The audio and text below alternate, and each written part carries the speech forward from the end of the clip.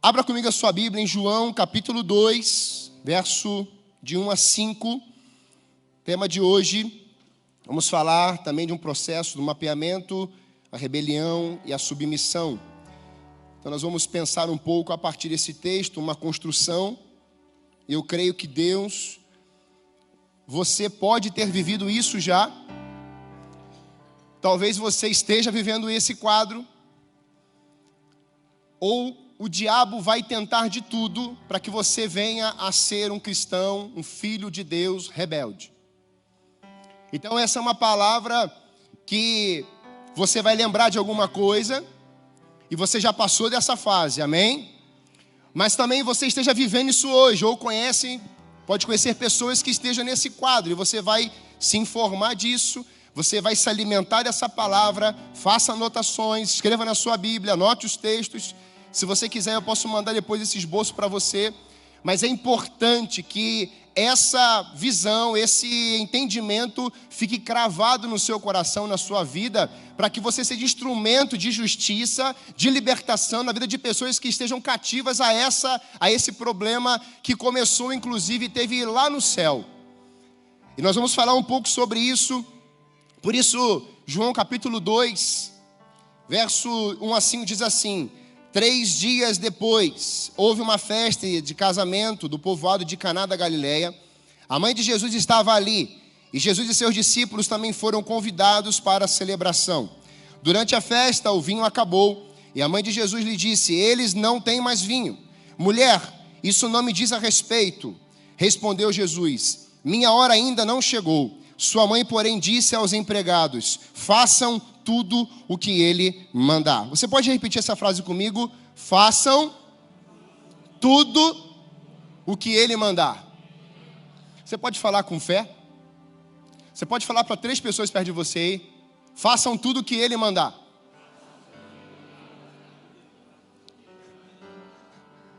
Amém? Quem é ele aqui? Jesus. Nosso alvo é Jesus, amém? Paulo fala isso. Eu quero, a partir desse texto, ter um entendimento com você do que Maria, os discípulos, Jesus e os empregados desse casamento. Casamento, na Bíblia, algo interessante no povo judeu, 7 dias de celebração. O povo gostava e ainda temos isso ainda. Nossa realidade ocidental, casamento no máximo 1h30, no máximo 1h30, uma palavra de 15 minutos ou 20, e uma festa, às vezes, que vai até a noite toda. Nesse contexto, Jesus ele está nesse casamento. Maria, Jesus, discípulos são convidados. E é interessante a gente perceber que convidado ou convidados para um casamento não faz as coisas. Quem aqui já foi num casamento, recebeu um convite e teve que servir naquele casamento? Olha, vem cá, vou te pegar, você está com a roupa, você não está com as vestes apropriadas para esse casamento, mas você vai ser o garçom da festa. Não é normal isso acontecer. Mas quando a gente percebe no texto esse tempo de casamento, no 3º dia algo acontece. Havia celebração, os noivos felizes, muitos convidados, coisa acontecendo, frutificando, muita celebração, mas no momento a coisa acontece sem esperar, porque vinho simboliza alegria. Vinho simboliza, é uma ferramenta ou um símbolo ou algo que era usado no casamento de muita importância, de muita relevância. E no 3º dia esse vinho acaba. E é interessante que Maria, ela está como convidada. E dentro desse convite, Maria está conectada. Repita comigo assim: convidada, mas conectada. E Maria percebe uma movimentação.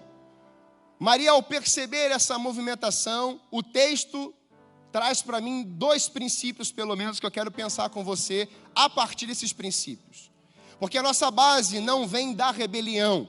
A nossa base, ela vem da palavra. Amém, igreja? A nossa base, o fundamento é bíblico, é contra a rebelião, e não a rebelião que vem para cima da igreja. Jesus diz isso: eu coloquei sobre você é minha igreja, e as portas do inferno não prevalecerão contra ela. Então não é o inferno que vem para cima de você, é você que vai para cima do inferno. É você que vai para cima disso. É você que combate sobre essas realidades. Então, nesse caso, Maria é uma pessoa que está sendo convidada, mas ela exerce dois princípios. O primeiro princípio que Maria vai exercer é o princípio do serviço. Olha o que essa mulher de Deus vai dizer ali no verso 3. Durante a festa o vinho acabou, um problema. E a mãe de Jesus lhe disse, eles não têm mais vinho. Essa mulher, Maria, ela tem uma iniciativa. Ela não é uma mulher passiva. Dentro dela tem um princípio de servir as pessoas. É uma mulher que eu posso dizer que ela talvez fosse uma mulher inquieta. Se acontece alguma coisa, vamos resolver. Porque isso não é um defeito, é um problema, isso é um princípio. Servir é um princípio da palavra de Deus. Jesus nos ensina isso. Eu não vim para servir, eu não vim para ser servido, mas para servir vocês. Isso é um princípio de Jesus que ele vem lançar sobre os discípulos, e isso vem para a igreja de Cristo hoje. Uma igreja que serve é uma igreja que está exercendo um princípio.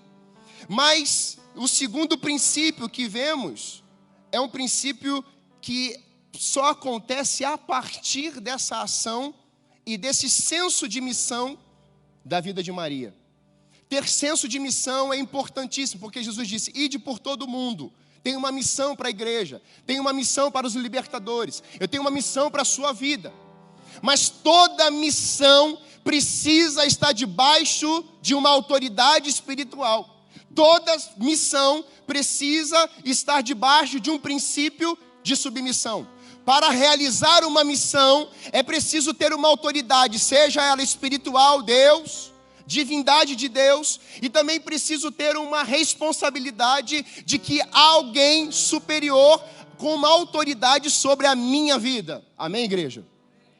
Diante desse senso de missão, ela lança essa palavra. E aí nós temos esse princípio da missão ou de servir, um senso de missão, e ela vai até aquele que resolve. Mas a resposta de Jesus para muitos, e não é essa a intenção, mulher, isso não me diz a respeito. Respondeu Jesus, minha hora ainda não chegou. Mulheres, quantas são mães aqui? Pensa agora o seu filho de 30 anos. Você está envolvida nesse quadro e você percebe que tem um problema. E aí dentro desse problema você vai querer resolver. Você tem um espírito de serviço, de viver isso. O seu filho diz para você assim, o que tem eu contigo? Minha hora ainda não chegou. Mãe, o que você faria se eu sou o seu filho e fizesse isso com você? Pode falar. Vamos conversar. Soltar aqui. Outro já fez com a mãozinha assim, ó. Uma outra fala assim, acabou essa brincadeira aqui. Mães, eu estou exagerando? Ou você chamaria o seu filho de 30 anos para conversar? Que já está lá na sua casa ainda, desde 0 até 30 anos. Na frente dos discípulos e na frente de todos os convidados e os empregados.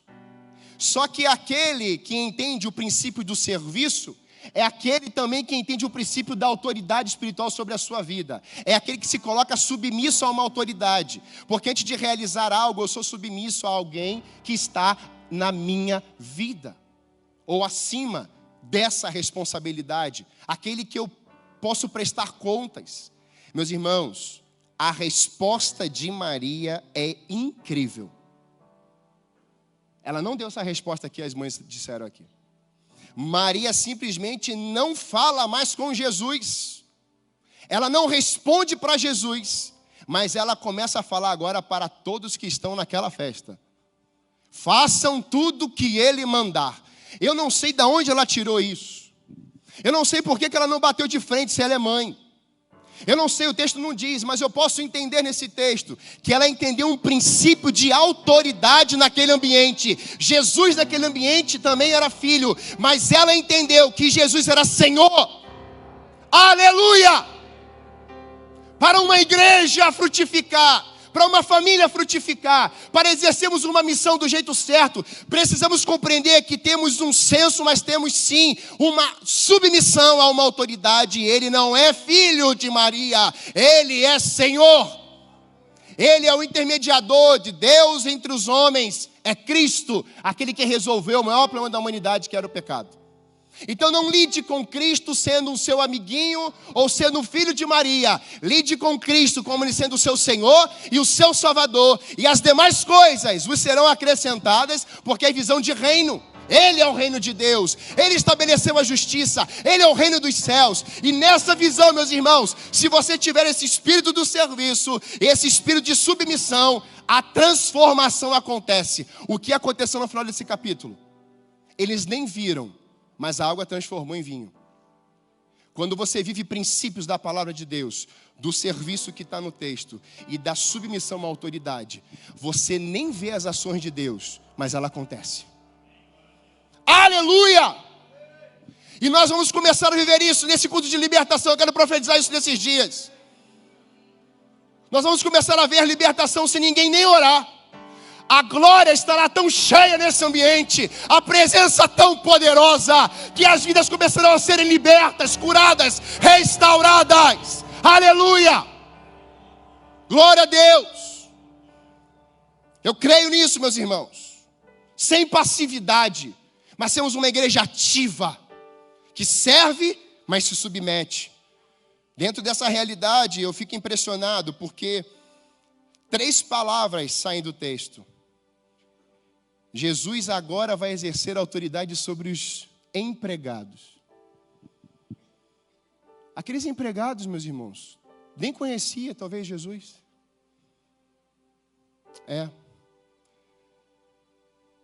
Encham os potes com água, tirem um pouco e levem ao mestre de cerimoniais. É uma ordem. Se aqueles homens dissessem assim: eu não vou te obedecer, eu nem te conheço, acabou, não tinha vinho novo.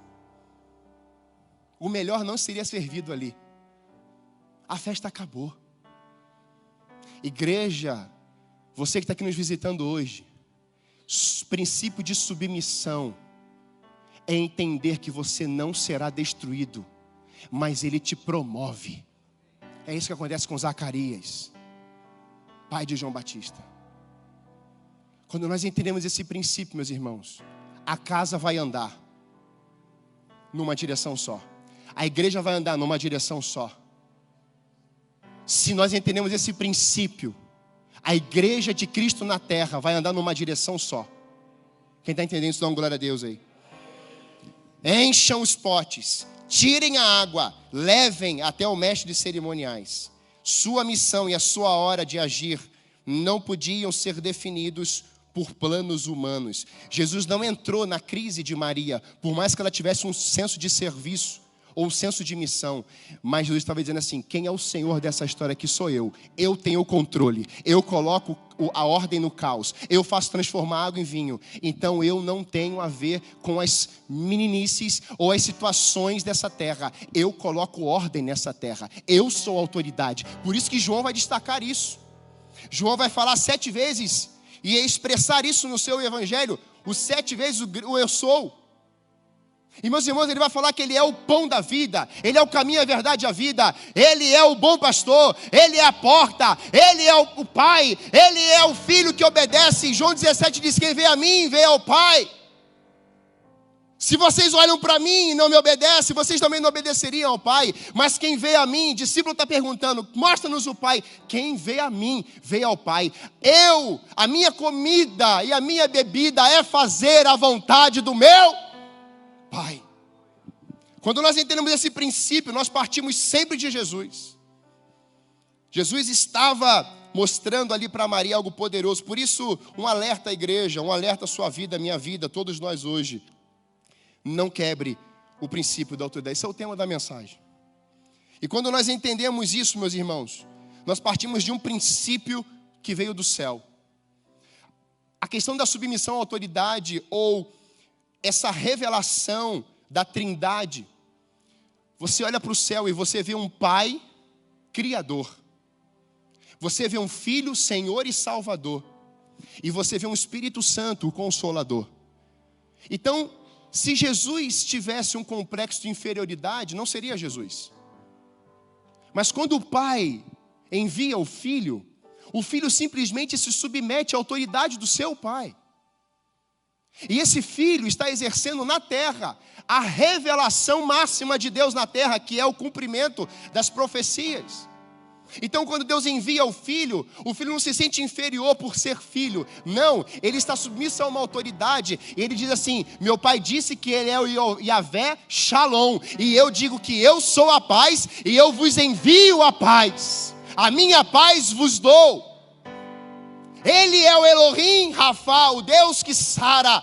Eu sou a cura, então sejam curados. E ele vai mais além ainda, ele vai dizer: agora eu manifesto o meu Espírito Santo. Eu vou em João 14, mas eu vou preparar-vos lugar, mas eu enviarei o Espírito Santo que estará convosco. Quem está aqui no nosso meio hoje não é Jesus de Nazaré, grava isso, é o Espírito Santo de Deus. Ame o Espírito Santo, porque é Ele que te guia, Ele te dirige, Ele te exorta, Ele faz tratar as feridas da sua alma, do seu interior, e Ele coloca dentro de você mais vida. Ele arranca o lixo e coloca a vida.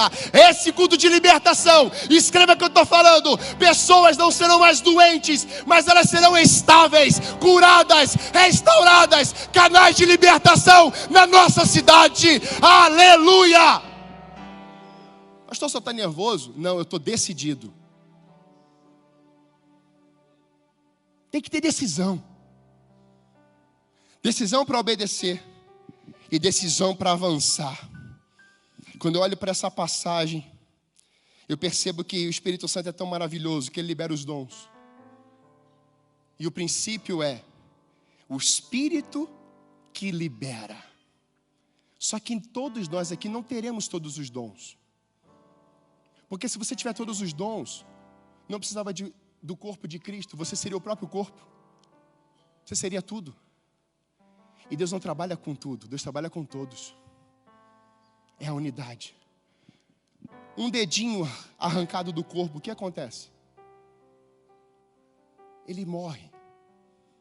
Você que está longe da igreja, longe da autoridade espiritual que Ele colocou sobre a terra, não fomos nós, foi Ele que instituiu. Está em Romanos 13, eu vou ler. Está em 1 Pedro, está em Hebreus. Foi Ele que colocou. Pastor, não tem mais jeito para mim. Ele transforma a água em vinho. Ele transforma um coração rebelde em um coração submisso à sua vontade. Porque Ele não muda, Ele se move. Deus não muda, Ele é o mesmo ontem, hoje e eternamente. Mas Ele está se movendo aqui nessa igreja. Ele está se movendo na sua casa. E o princípio é serviço. Mas o principal é: seja submissa à autoridade espiritual. Rebelião contra Deus quebra o princípio de submissão à autoridade espiritual. E o senso de missão é totalmente corrompido. O que é isso? Rebelião, pecado de feitiçaria. Porque desvia as pessoas de Deus. O feiticeiro rejeita Deus, procurando a ajuda de outros espíritos. Quando a Bíblia diz que a rebeldia é um pecado de feitiçaria, está falando contra a rebeldia, ou sobre a rebeldia contra Deus. 1 Samuel 15, 23, você vai ver isso com Saul. E é o primeiro caso que eu quero trazer. Rebelião de Saul contra Deus, e o seu senso de missão é corrompido. Quando você se rebela contra Deus, quando você se rebela contra os decretos de Deus, quando você se rebela contra os mandamentos de Deus, o senso de missão é corrompido. Você começa a ver coisas achando que está certo, mas está enganado. Porque o engano, o diabo, o nosso adversário, ele está andando, o mundo jaz no maligno, para fazer você ficar cego. Ele cegou o entendimento. E eu tenho que te dizer isso. Cristãos que andam na rebeldia estão andando cegos. Estão vendo pessoas, mas estão enxergando coisas. E na criação, Deus colocou um casal na terra para dominar sobre as coisas, e não as coisas dominarem. Foi quando Adão e Eva quiseram ser igual a Deus. O diabo disse, a serpente disse: certamente vocês não morrerão. O diabo, ele quer te convencer a ver certamente no errado, porque estamos cegos. Podemos viver um tempo de cegueira. mas nessa noite os olhos serão abertos, corações serão quebrantados e viveremos um tempo de rendição total a Cristo. Saul é rejeitado por Deus. 1 Samuel 15, 1 e 2, na parte em que ele foi ungido rei por Samuel. O texto, verso 18 diz: então o Senhor o enviou numa missão. Meus irmãos, prestem atenção como é que a missão tem sido uma coisa interessante no nosso tempo hoje. Porque o fazer coisas é normal, mas fazer o que é certo é sobrenatural. Então o Senhor o enviou numa missão e disse: vai e destrua completamente aqueles pecadores, os amalequitas. Princípio de servir sendo realizado, mas o princípio da submissão sendo quebrado. Olha o que Deus diz.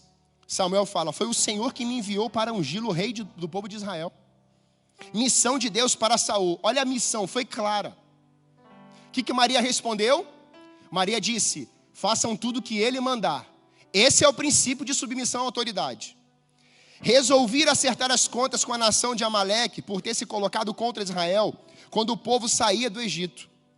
Agora, vá e destrua completamente, repita assim, completamente, a nação amalequita. Homens, mulheres, crianças, recém-nascidos, gado, ovelhas, camelos e jumentos. O que Saul pensava de si antes de ocupar essa posição de rei? Ele verbalizava assim: eu sou o menor da minha tribo. Quando ele recebeu a posição de rei, algo mudou no seu coração. Algo mudou na essência do seu coração. Quando ungido, ele foi-lhe dado uma missão clara, e ele decide fazer do seu jeito. O que é que Saul faz, meus irmãos? Saul simplesmente vai lá e agarra Agag, que era o rei dos amalequitas. Os funcionários ou os servos de Saul pegam os melhores do gado e trazem. Samuel, quando chega, fala assim: que som é esse? O que vocês fizeram, Saul? Não, nós simplesmente trouxemos o rei Agag. Por que você acha que Saul trouxe o rei Agag? Aqui está o meu troféu. Eu sou o cara, eu sou o rei. Foi eu que fiz. Nas entrelinhas está escrito isso, meus irmãos. O provar. Eu é que faço. Eu é que recebi a unção. O negócio está na minha mão. É do meu jeito. A atitude de Saul me impressiona mais ainda. Quando Samuel questiona. Mas eu obedeci ao Senhor, insistiu Saul. Cumpri a missão de que ele me encarregou. Eu trouxe o rei Agag, mas destruí todos os outros amalequitas. Então meus soldados trouxeram o melhor dos despojos.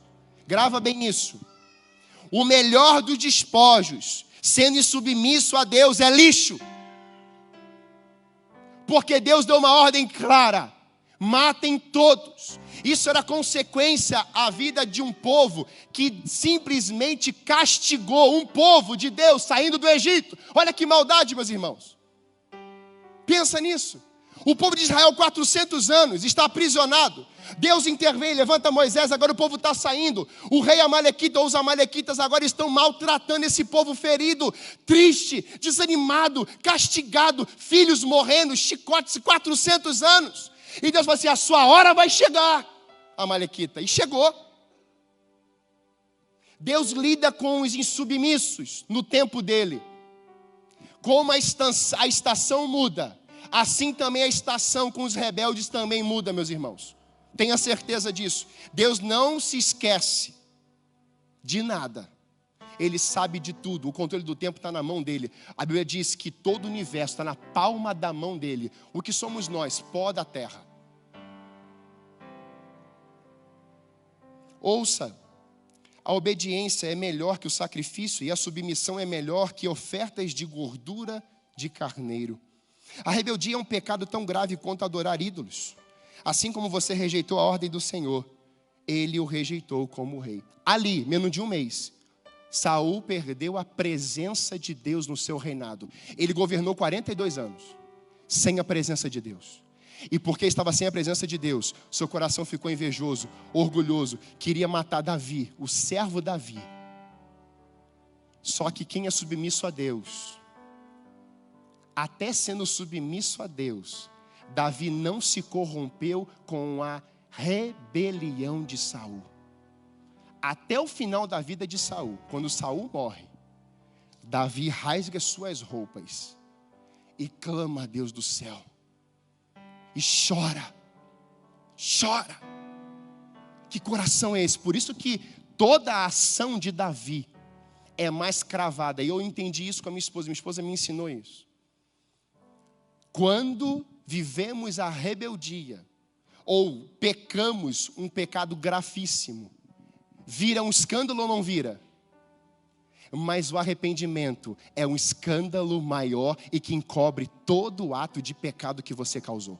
Então tem esperança, tem jeito para mudança, tem jeito para transformação. Quando você peca, você entristece o Espírito Santo, mas há um advogado chamado Jesus de Nazaré. Ele está à destra do Pai. Ele está dizendo assim: confesse, peça perdão. Eu já resolvi esse pecado na sua vida. Por isso tem jeito até para os rebeldes. Deus está nesse lugar, querendo restaurar o chamado, querendo restaurar as famílias, querendo restaurar os líderes. É uma noite de restauração. Aleluia! A rebeldia, cedo ou tarde, trará consequências. Por isso precisamos nos submeter. Coloca para mim Romanos capítulo 13, de 1 a 5. Precisamos nos submeter à voz daquele que nos chamou e nos enviou para a missão. Submissão, estar debaixo de uma autoridade. Quando perdemos isso, desejamos, é porque desejamos posição, cargo e funções. Todo homem esteja sujeito às autoridades superiores, porque não há autoridade que não proceda de Deus. E as autoridades que existem foram por eles instituídas. De modo que aquele que se opõe, meus irmãos, grava bem isso aqui. De modo que aquele que se opõe à autoridade resiste à ordenação de Deus. E os que resistem trarão sobre si mesmos condenação. Pode continuar. Porque os magistrados não são para temor quando se faz o bem, e sim quando se faz o mal. Queres tu não temer a autoridade? Faz o bem e terás louvor dela. Visto que a autoridade é ministro de Deus para o teu bem, entretanto, se fizeres o mal, teme, porque não é sem motivo que ela traz a espada, pois é ministro de Deus, vingador, para castigar o que pratica o mal. Você reparou que instituiu na terra foi Deus, uma autoridade espiritual? E quando você resiste isso, a sua própria condenação. Sabe o que quer dizer isso? Você é quebrado de um jeito ou de outro pelo princípio da autoridade espiritual. É quebrado. E não dá para negociar isso. Ou você se submete ou você é rebelde. E Deus, grava bem isso, Deus não tem compromisso com o rebelde. Não tem, meus irmãos. Meus irmãos, eu sou filho de pastor, desde quando eu nasci. A igreja que ele começou a pastorear, meu pai, ela fez agora recentemente 57 anos. Eu acompanho a igreja até o dia de hoje. Eu cheguei lá com 2 anos. Eu conheço a trajetória desse homem desde quando ele me pegava no colo. Mas a história em si eu aprendi nos meus 5, 6 anos. Com 5 anos eu estou num acampamento de embaixadores do rei. Parei de chupar chupeta nesse acampamento. Sabe quem me ajudou a parar de chupar chupeta? Ele. Interessante, né? Sabe quem jogava bola comigo no corredor da igreja? Ele. E a igreja assim de problema. Mas sabe o que ele fazia quando ele chegava em casa? Ele era autoridade espiritual como pai, não como pastor. Tem muitos filhos, eu falo isso com lágrimas. Tem muitos filhos de pastores hoje, rebeldes, porque os pais traziam as fofocas da igreja, crises da igreja, para colocar sobre a mesa. Nós temos uma regra em casa: não trazemos problemas da igreja para a mesa, porque mesa se olha nos olhos. Sabe o que tem que acontecer nas igrejas nos dias de hoje, meus irmãos? Como Davi escreve Salmo 23. Prepares uma mesa perante mim, na presença dos meus inimigos. Mas não para por aí, ele fala: unjas a minha cabeça com óleo, e o meu cálice transborda. homens e mulheres submissos a Deus e autoridades na terra, o cálice vai transbordar. Recebe essa palavra. Lúcifer no céu faz isso e ele se rebela contra Deus.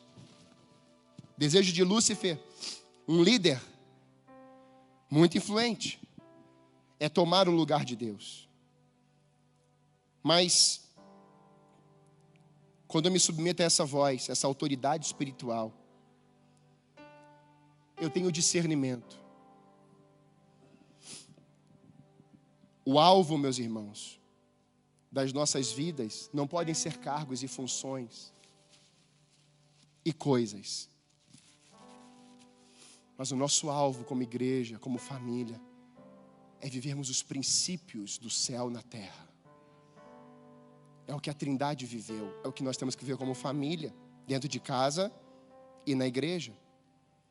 Quando a gente entende esse princípio de autoridade com Deus, para com Deus, eu também vou entender o que está em Filipenses 2, de 5 a 9. Eu não vou ler por causa do tempo. Mas usando o próprio Cristo como modelo de servo, e servo aqui a palavra é escravo. Aprendemos o que exatamente é ser escravo. Jesus foi obediente até a morte, e morte de cruz, até o final. Que ele diz é que o Pai o abandona, mas é o Pai que o ressuscita. Escravo, isso aqui eu retirei. Uma pessoa falou e eu fiquei muito impactado com o que ela disse. Escravo não se sente dono de nada porque ele tem consciência de quem Deus é, ou de que Deus é o dono de tudo. Escravo não tem pretensão de aparecer, porque o único que tem que aparecer é o seu Senhor.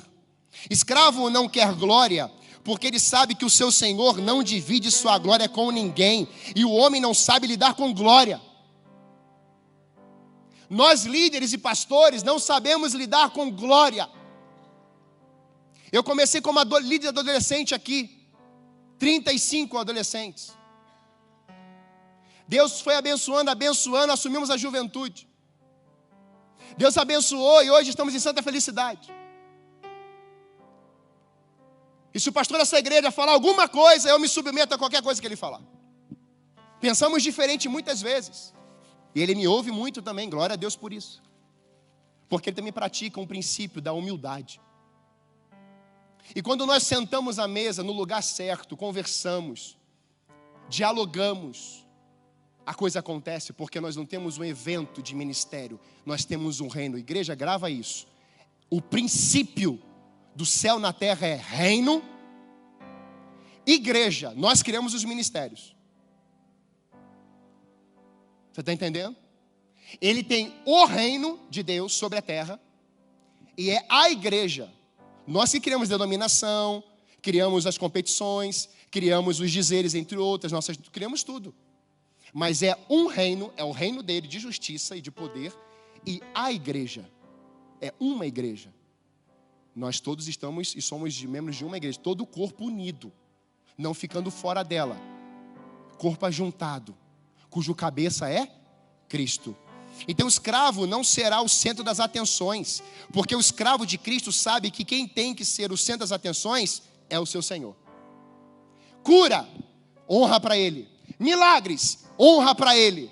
Manifestação, a honra é dele. Igreja crescendo, a honra é dele. A crise chegou, a honra é dele. A igreja vivendo tempos difíceis, glória e honra ao Senhor. Porque se estamos na crise, nós também, Ele estará conosco na crise. Sadraque, Mesaque e Abednego dentro da fornalha. Onde é que estava Deus, meus irmãos?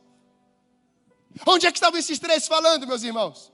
Nabucodonosor, você pode fazer o que você quiser, mas nós não nos prostraremos a você, a sua imagem, porque a autoridade sobre nós é do Deus dos exércitos poderoso, Deus de Abraão, de Isaque e de Jacó, e o nosso Deus.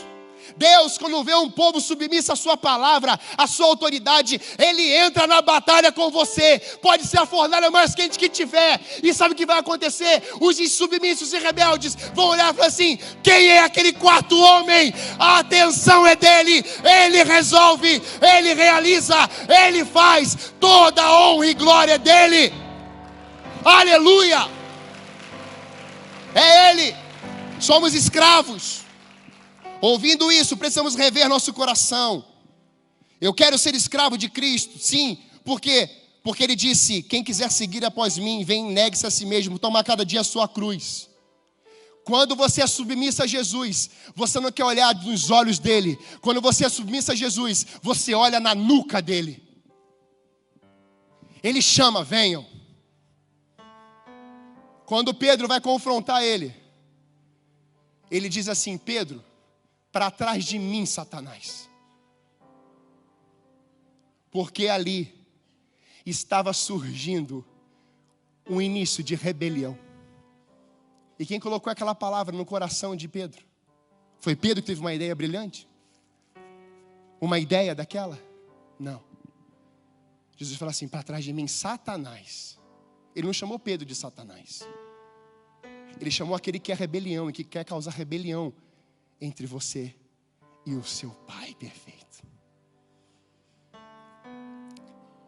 Jesus nos ensina, meus irmãos, essas verdades. 2 de Pedro 2,10. Ele é particularmente severo com aqueles que seguem desejos e instintos distorcidos e desprezam a autoridade. Depois você pesquisa na internet, Dr. Duttman, eu acho que é isso.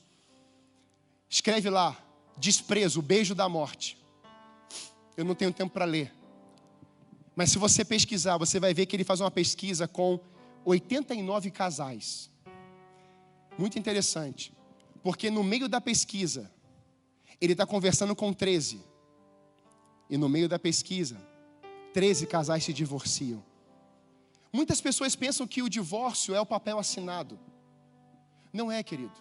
O divórcio é o desprezo durante o casamento. Sabe por quê?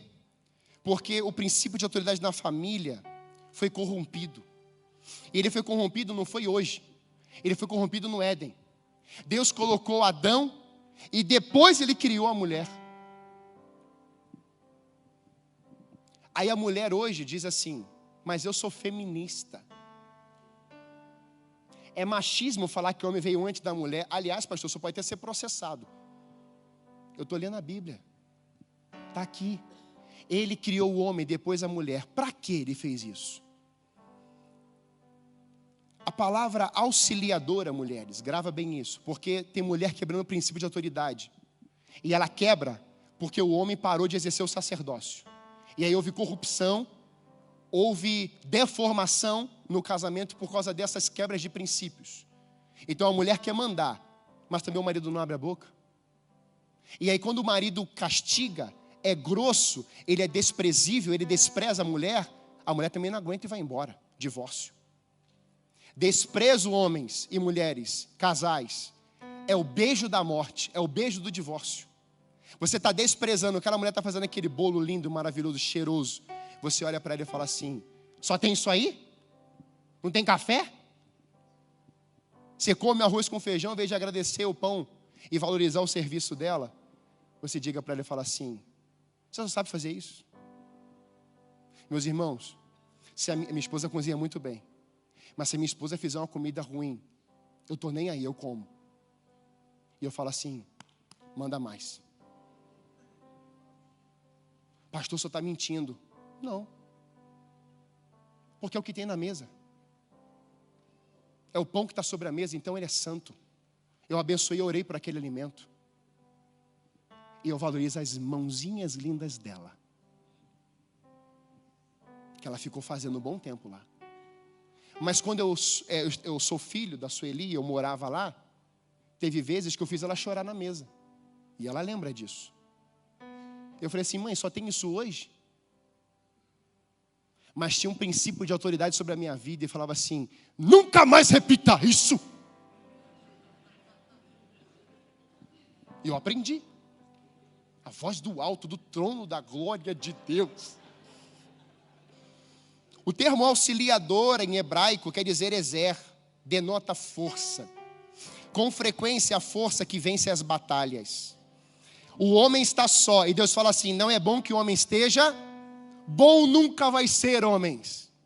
Amém, homens? Os casados dão glória a Deus aí. Bom nunca vai ser. Então por que Deus cria a mulher? Para que ela seja sua auxiliadora para somar forças e não para dividir força.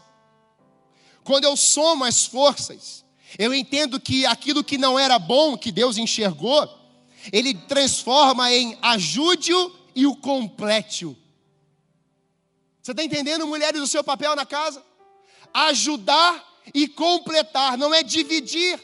Não se sinta inferior, porque o Pai, o Filho e o Espírito Santo não se sentiram inferiores. Então, quando você se submete ao seu marido, você está trazendo o céu sobre a sua casa. Pastor, ele é uma cobra, ele é maldoso, ele é perverso e ruim. Fala com quem resolve.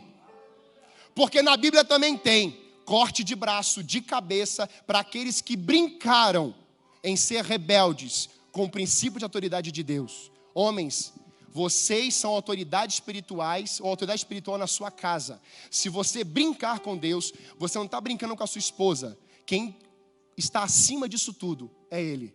E o texto diz que os olhos dele estão sobre toda a face da terra, sobre os maus e os bons. Perigo. Não quebre o princípio da autoridade. Família, Absalão vai brincar. 2 anos depois dele matar Aminon, ele volta, fica 2 anos sem ver o pai, mesmo na cidade. Absalão está agora no início do palácio, dizendo assim: quem me dera se eu fosse o líder de vocês. E Davi está lá em cima no palácio. Davi tem que fugir daquela cidade, e Absalão assume ali. Família de Moisés, princípio de submissão e autoridade sendo quebrada. A primeira rebeldia foi a irmã dele, de Moisés, Miriam, que começou a criticar Moisés porque ele era casado com uma mulher cuxita, etíope ou estrangeira. E aí o Senhor tem que agir com muita dureza e coloca uma lepra nela. Moisés clama por misericórdia e Deus fala assim: eu vou curá-la, mas toda a população verá que ela ficou com lepra durante 7 dias praticamente. Consequências da rebeldia dentro da casa. Agora a crise é com Moisés e Arão, porque só Arão pode colocar incenso e promover os processos. Meus irmãos, o povo de Israel é como se fosse a igreja. Tem líder, e o líder é Moisés, sumo sacerdote Arão. Miriam, sendo irmã, ela sofre consequências por causa da rebeldia. Você agora imagina o que acontece agora nesse caso aqui. Estão criticando agora Moisés e Arão. Olha o que o povo está dizendo: todos nós estamos no meio do povo de Deus também, e o Senhor habita entre nós, e todos nós temos o mesmo direito de fazer isso. Mas o Senhor havia dito que tinha uma liderança espiritual, e que eles deveriam se submeter a essa autoridade, a essa liderança. E eles disseram: não, nós também podemos e queremos. E o Senhor disse: Moisés, peça para cada um pegar o seu incensário. Deus autoriza. E na hora determinada que eles vão fazer aquilo, ou vão fazer isso, que o sacerdote tem que fazer.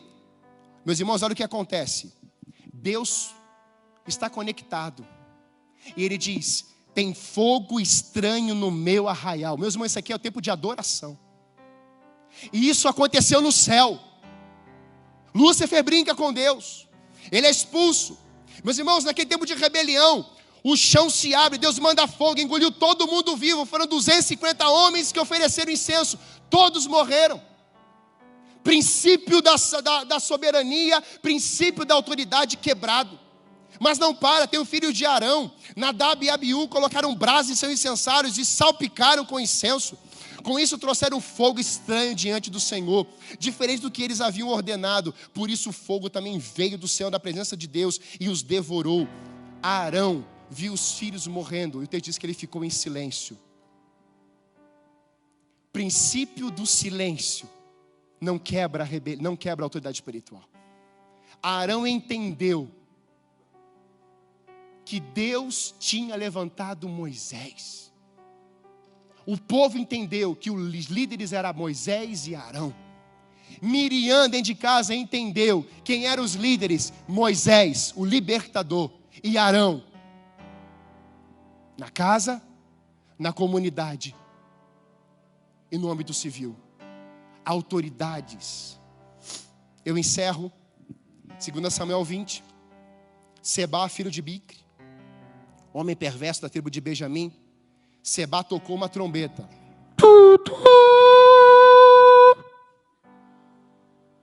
Todo mundo olha. A trombeta era o sinal de convocação. Olha o que Seba faz. Tocou a trombeta e começou a gritar: abaixo, dinastia do rei Davi. Abaixo, filho de Jessé, nada tem a nos oferecer. Meus irmãos, é homem segundo o coração de Deus. Eu fico em crise com esse homem. Adúltero, assassino. Mas um coração quebrantado e contrito, Ele não desprezará. Aleluia, igreja. Ele não despreza. Vamos, homens de Israel, todos de volta para casa. Os insubmissos rebeldes gritam, usam cornetas, fazem barulho, com o intuito de fazer você perder o senso de missão e ir para casa. Mas o filho pródigo sai da sua casa e vai comer comida de porcos. Abandona a autoridade do seu pai, mata seu pai antes do tempo. Mas ele cai em si, lá no meio da comida de porcos. Ele volta. O seu pai o julga? Vem cá, Mal. Vou quebrar um pouco aqui o coronavírus. Mas sabe o que o pai faz com o filho?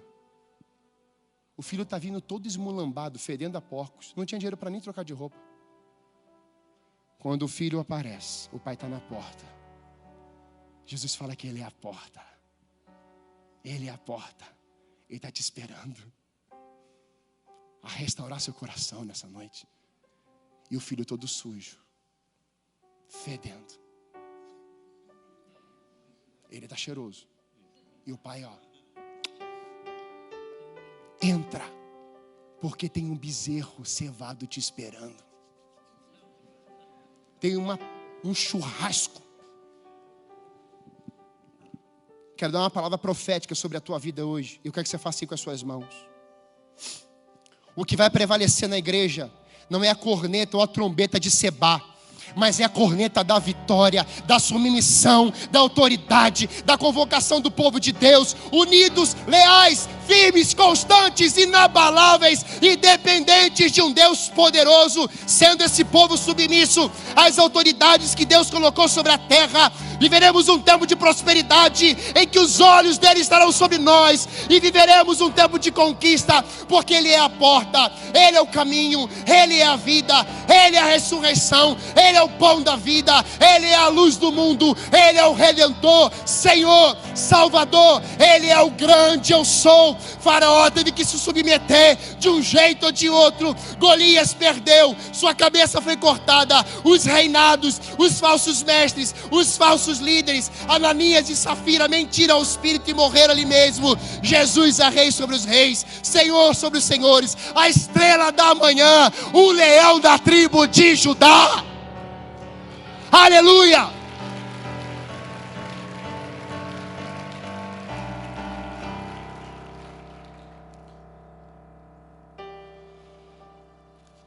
Feche seus olhos, por favor. É o assunto mais difícil que eu já preguei na minha vida.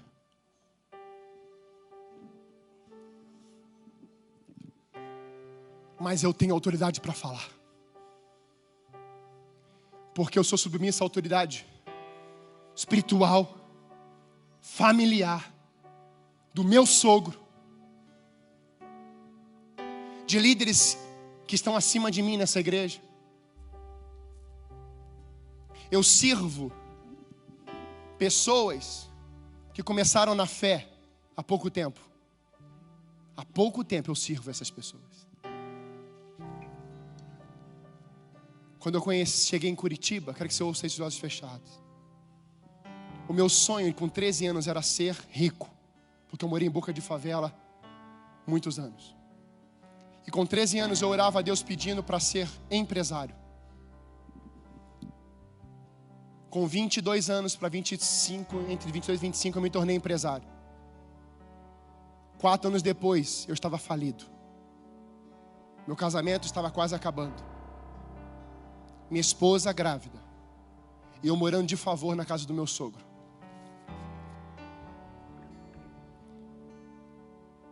Me tornei insubmisso a Deus. Me tornei submisso a autoridades espirituais. Me tornei submisso à minha esposa.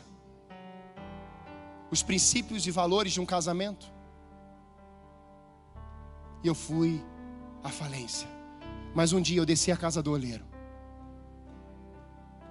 Lá com o povo de Sião. Pastor Soares. Eu fiquei 1 hora no altar chorando. Pedindo perdão a Deus. Me perdoe, Pai. Me perdoe, Pai. E 1 hora gemendo naquele altar. E eu falei assim: Pai, me dá um abraço. Pai, me dá um abraço. Pai, me dá um abraço. Eu preciso saber se o Senhor está me ouvindo, Pai. Me perdoe pela minha insubmissão. Eu quero me consertar, mas eu preciso de um abraço teu. 1 hora depois, meu pai estava naquele retiro. E Deus falou ao coração dele: vai lá e fala que o Pai Celestial mandou abraçar ele. Meu pai saiu de um outro extremo, veio até a minha pessoa de joelhos e falou: o Pai Celestial mandou te abraçar. Não era o Pai da terra. Deus ouviu o meu clamor. E eu me submeti, falei assim: o Senhor está me ouvindo. Entrei, acabei a minha administração. Comecei teologia. Cuidando de adolescentes, de jovens. O meu casamento hoje vive a melhor fase de todo o tempo. Minhas filhas no altar. Uma igreja para cuidar. Uma juventude sendo transicionada de um jeito de alegria, de júbilo e celebração ao Senhor. Porque quem governa a minha vida não é dessa terra, mas Deus governa a minha vida. Mas Deus colocou autoridades espirituais sobre a minha vida. E é por isso que eu estou aqui hoje pregando para você, com essa autoridade, com essa ousadia, com esse amor, para que você viva debaixo de uma autoridade espiritual e não quebre mais princípios do céu. Eu quero te fazer um convite. Você pode estar vivendo uma vida totalmente de submissão, mas a minha pergunta hoje é: você está mesmo?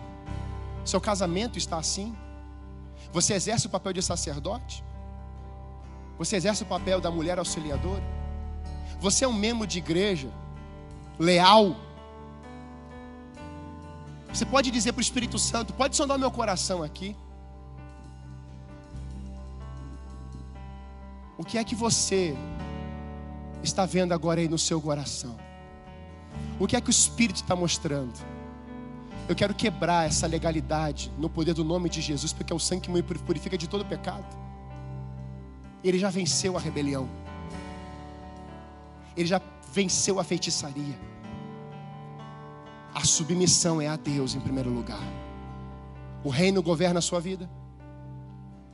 Se você tem alguma área dessas e tem dificuldade com isso, eu queria que você viesse aqui para frente.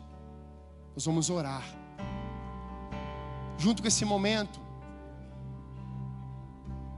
você talvez esteja sendo envolvido como um leão, rugindo para tragar você.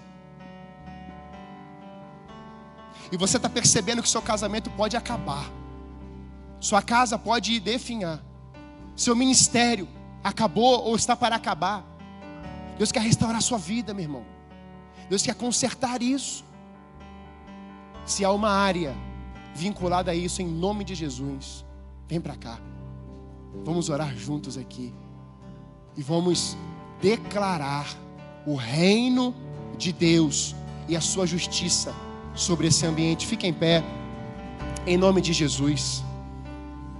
Preste bem atenção que eu vou dizer para vocês que estão aqui à frente. Jesus chegou em Gadara. E o endemoniado, ou seja, os demônios olharam para aquele homem, para Jesus, e disseram assim: não nos mande para o abismo, nos envie para os porcos. Olha essa revelação, está na palavra. Os demônios entenderam a autoridade espiritual que estava em Cristo. Sabe o que vai acontecer na vida de vocês a partir de hoje? Os demônios vão olhar para vocês e vão falar assim: não nos mande para o abismo. Porque vocês estão debaixo de uma autoridade celestial. A autoridade espiritual é como, igreja, grava isso. A autoridade espiritual é quando você está andando de carro e você vê a blitz e seu coração começa a tremer. Autoridade. Ele nem parou você. Com Jesus é assim. Quando o diabo olha para Jesus, ele corre. Ele tem que dar meia volta. E quando você exerce essa autoridade espiritual como libertador, agarra essa palavra,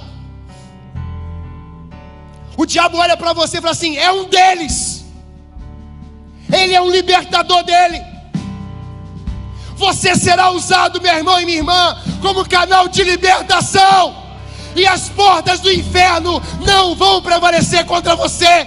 Porque você é igreja, você é noiva, você é amada de Deus. Quem recebe essa palavra aqui? Pode aplaudir ao Senhor, é para Ele. Você está resgatando essa autoridade. Sabe por quê? Porque quando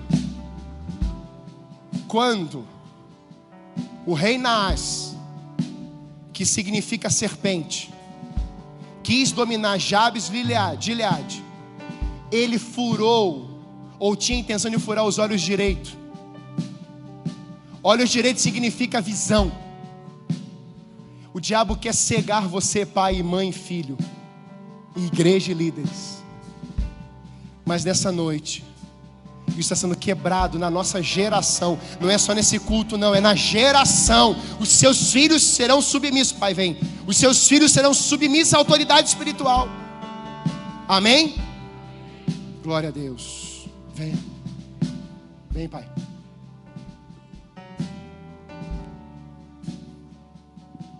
Amém, meus irmãos.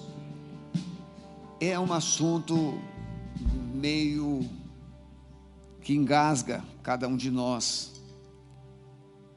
Mas quando a gente anda com Jesus, a gente vomita Ele e coloca na cruz. Orgulho, autossuficiência, autoritarismo, isso tudo não nasceu no coração de Deus. Controle não nasceu no coração de Deus. Tudo isso nasceu no coração de Lúcifer. Por isso que a gente vive essa competição. Quem é que vai ganhar? Mas olha o amor. Quando a gente ama, quem a gente quer que ganhe? O outro. Quando a gente ama, a gente quer que o outro ganhe. Mas e o outro também me ama? Quem é que o outro quer que ganhe? Eu. Então, quando o amor, que é o princípio de Deus, reina, todos ganham, todos vencem, todos são mais do que vencedores. Podem voltar para os seus lugares. Deus abençoe.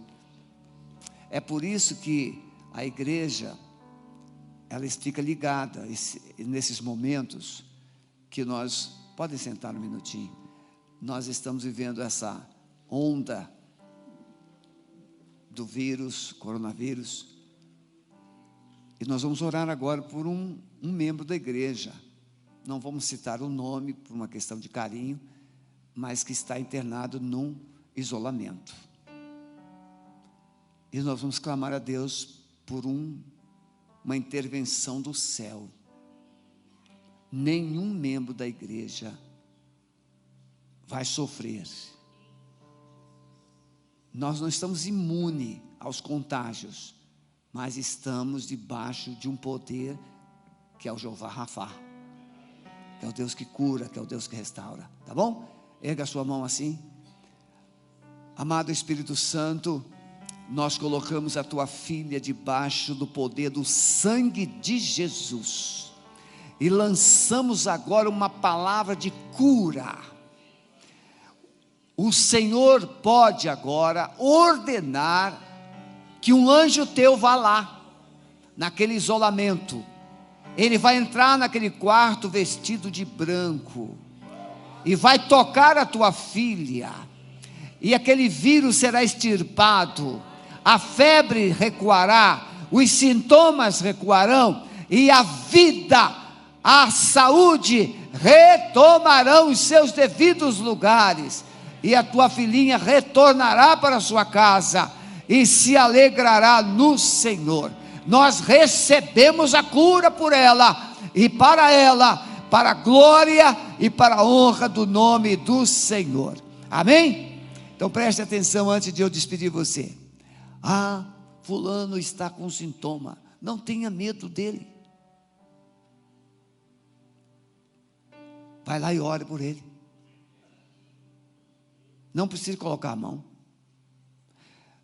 No 3º século, 240 a 270 depois de Cristo, houve a peste negra em Roma. Milhares de pessoas morreram. Enquanto os romanos saíam de Roma, os cristãos perseguidos entravam em Roma para cuidar dos doentes. A igreja não foge. A igreja é obediente e prudente. Então pare com essa onda de histerismo. Nada de imprudência, mas olhar a crise nos olhos e enfrentar no poder da oração e no poder do nome de Jesus. Tá bom? Por mim eu abraçaria todo mundo, mas eu tenho que ser obediente. Então vai em paz. Deus abençoe. Em nome de Jesus.